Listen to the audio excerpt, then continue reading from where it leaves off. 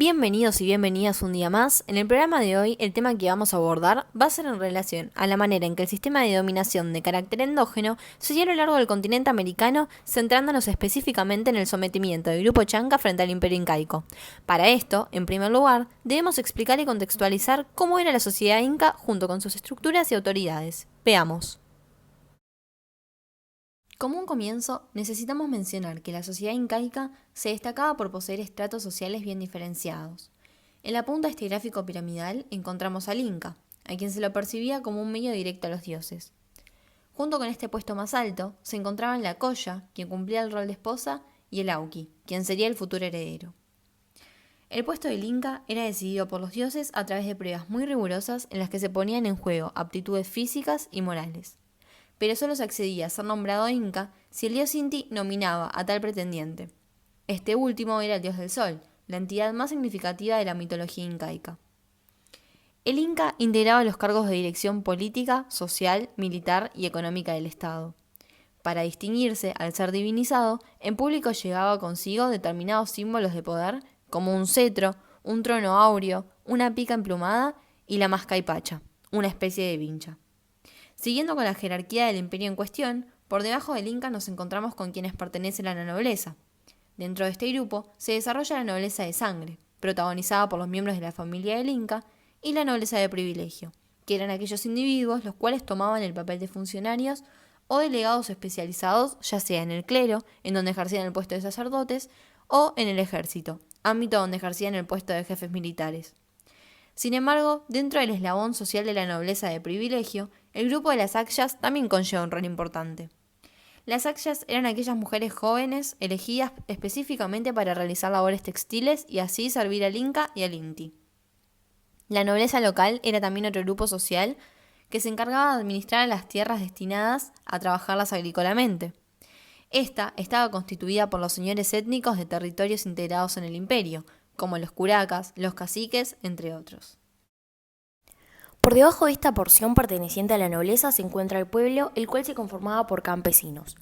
Estos últimos se caracterizaban por ser quienes generalmente oficiaban los trabajos de artesanos y agricultores. Ellos realizaban la mita, que era un sistema de trabajo rotativo obligatorio, es decir, que se organizaban por turnos, para quienes se encontraban entre los 18 y los 50 años, y el cual se ejecutaba en las tierras del Inca y del Inti, o podían realizar trabajos de obras públicas, como la construcción de fortalezas, explotación de minas y lavaderos y diferentes servicios personales, ya que existía entre los campesinos y sus superiores un pacto andino de reciprocidad, el cual podía ser tanto simétrico como asimétrico. Con respecto a la reciprocidad simétrica, se trataba de un sistema en el que una familia empleaba la energía de sus miembros en plan de ayudar a otra familia o vecino, mediante la realización de diferentes actividades. La familia que recibe este tipo de ayuda la devuelve de igual manera hacia el grupo que ayudó, invitando comidas y bebidas. Por otro lado, en relación a la reciprocidad asimétrica, esta era llevada a cabo cuando la comunidad trabajaba en favor de la colectividad o del Estado, sin esperar algo a cambio. En este caso, estamos frente a sistemas de trabajos como la mita, anteriormente mencionadas.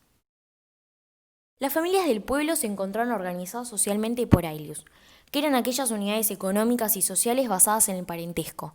Las mismas reunían una comunidad o conjunto de familias que conformaban un modo de producción económico y redistribución de los bienes de consumo. En el estrato social del pueblo también existían los mitmaes. Estos integraban un grupo social destinados a fines económicos y militares, ya que se encargaban de incorporar nuevos territorios al Tahuantinsuyo mediante la difusión de técnicas y modos de producción característicos del imperio inca. Y por último son los yanaconas, quienes poseen el último puesto de la pirámide social. La palabra yanacona significa esclavo de la nobleza porque es justamente a lo que se dedicaban, a servir y cumplir con las necesidades que el Inca presentaba. De esta manera se organizaba el ámbito social en la religión andina. Ahora bien, en este video nos vamos a centrar en un periodo específico del imperio incaico, el mandato del noveno inca conocido como Pachacútec o Pachacuti. Uno de los rasgos más característicos de su gobernación fue la gran transformación de la organización territorial y administrativa, la cual pasó de ser un simple curacajo a un imperio mucho más complejo e imponente, el Tahuantinsuyo.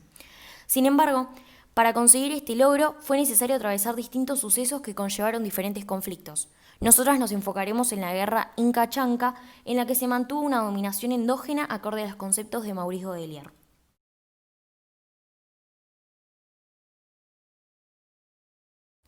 A partir de ahora, desarrollaremos el consentimiento hacia la dominación por parte del grupo Chanca. Como bien sabemos, Cusi Yupanqui, hijo del Inca Huiracocha o Viracocha, fue el noveno gobernante del estado Inca. Aunque no había sido designado como sucesor por su padre, dirigió una defensa militar ante el ejército bélico Chanca, mientras que Viracocha y su hijo Inca Urco habían huido del señorío. Lo interesante de esta guerra es el título que le fue conferido a Pachacuti, que como dato valioso significa Inca del cambio del rumbo de la tierra. Este conflicto bélico sucedió en el año 1440 y fue el último de los sucesos que enfrentó a estos dos grupos.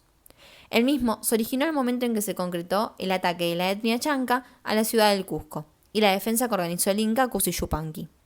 La guerra resultó en una victoria del imperio incaico.